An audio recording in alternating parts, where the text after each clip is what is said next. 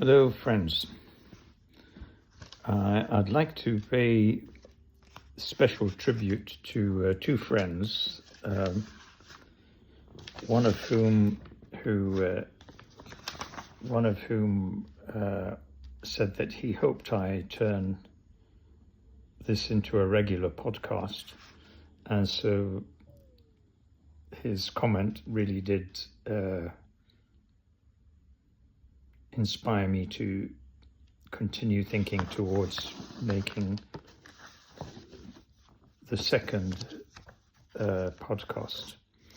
And I was wondering what sort of content I would provide for the second podcast, since I didn't want to just repeat everything I said in the first podcast. The link to which, in theory, should be in the comments section. Or in the description of this video, I should say. But anyhow, I thought, what can I do about content for the second podcast, for this podcast? And it occurred to me, this is where my other friend comes in, to whom I wish to pay tribute. I've got a friend whom I've known for several decades, and who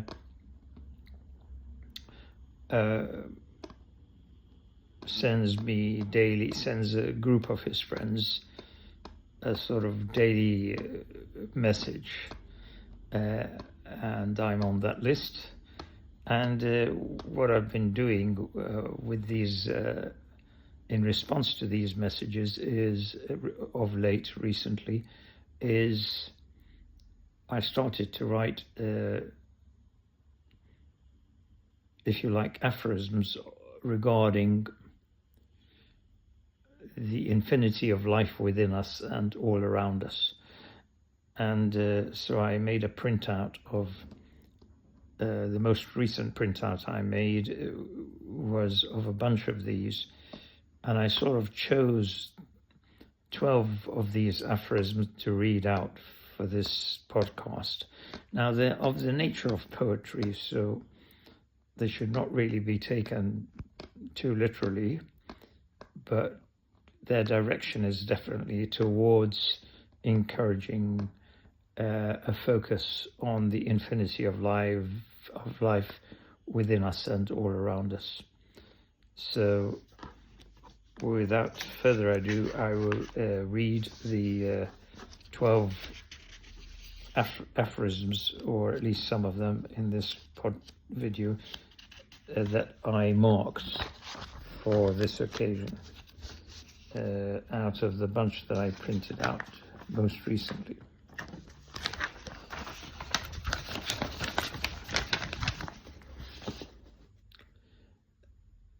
Our human future. We are in the midst of an infinite evolutionary journey, which broadly contains three possibilities: regression to more primitive states, staying as we are, or moving forward to new profundities of human evolution. The possibility we consciously or unconsciously choose today as a human collective will surely influence the future of our species tomorrow. Having just read this first aphorism out, I thought, I was thinking earlier, if nothing else, these aphorisms, if you're feeling tired and sleepy, should put you to sleep. But anyhow, I hope that the other 11, or whatever I read of the other 11, are not so heavy as this first one. Unlocking the vast wealth within. We are immensely rich in our potential, but do not yet realize the extent to which we can unlock this vast wealth. The wise man or woman is the man or woman who recognizes the vast potential within him or her and proceeds to unlock this vast wealth within and share it with those who appreciate it.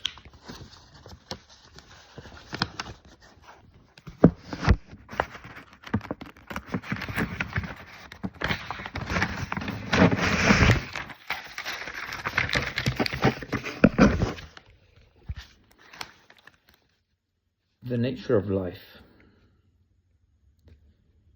Every atom in the universe is itself a universe, and the universe is simply a unit of matter, energy, and consciousness. This third aphorism that I've chosen to read reflects my belief about the nature of life, and I have not found a better construct for the nature of life in essence. Anyhow, the fourth aphorism is a raindrop in the ocean. There is an ocean of life to be explored, but that very ocean is but a raindrop in a much vaster ocean of life. And that vaster ocean of life, where does it lead?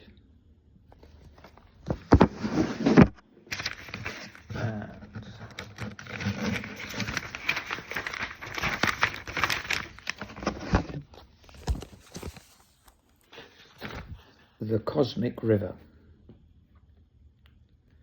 Life is a cosmic river flowing from eternity to eternity. That fifth one is just poetry, really. It's obviously not to be taken literally, except in the metaphysical sense. Anyhow, 2 blessings. To be aware of the greatness of life is a blessing. To be aware of the infinity of life in an atom is a blessing.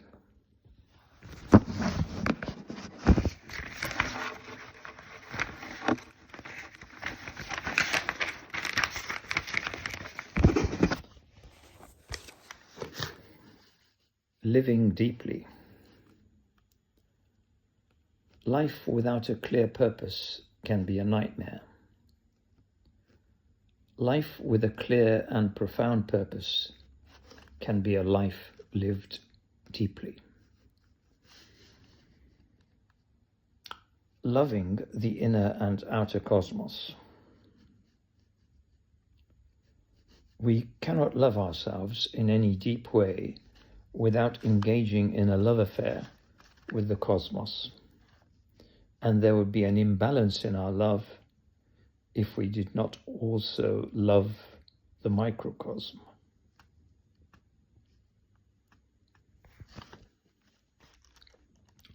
A profound commitment. If we are truly committed to seeing a desert in a grain of sand, and a grain of sand in a desert, then life's many distractions will have less sway on us than otherwise. I actually wrote this one with another friend in mind, and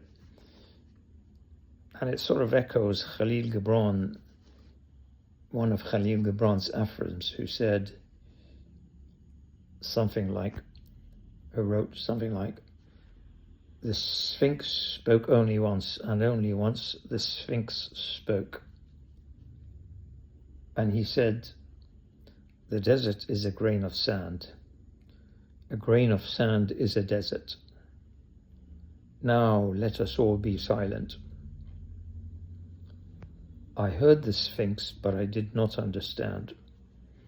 Anyhow, that's Khalil Gibran's aphorism. That sort of is echoed in my own.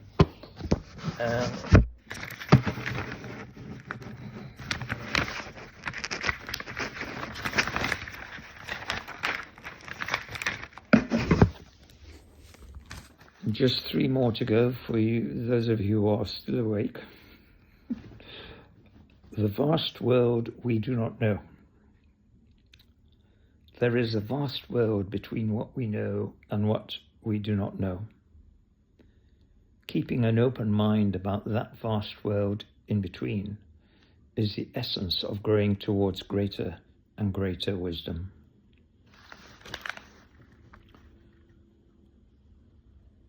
An extraordinary ordinary.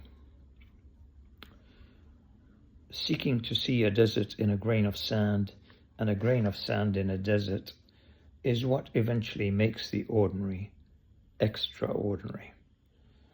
This one again echoes Khalil Gibran's aphorism, which I read out to you, which I quoted from memory a moment ago, which leads us to the final of these 12 aphorisms, if you're still awake. A great day to be alive.